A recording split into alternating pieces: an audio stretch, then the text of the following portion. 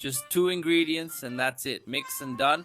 In a saucepan, we're going to start by adding 385 grams of condensed milk.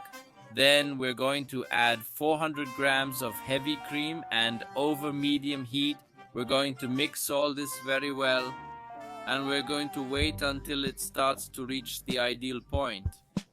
As soon as it starts to thicken, this one right here, folks, it's already the perfect point. Let's turn off the heat.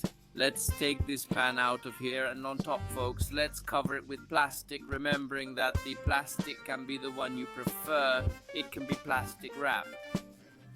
Here, I use this freezer plastic, and let's let it go until it cools at room temperature. After some time, let's remove the plastic and let's turn it off. Look, folks, how amazing this cream is. Super fast and delicious. Now it's up to your taste to add something extra. Here I'm going to use chocolate drops if you prefer. You can also use those confetti or even sprinkles. It's your preference. But if you prefer, don't use anything.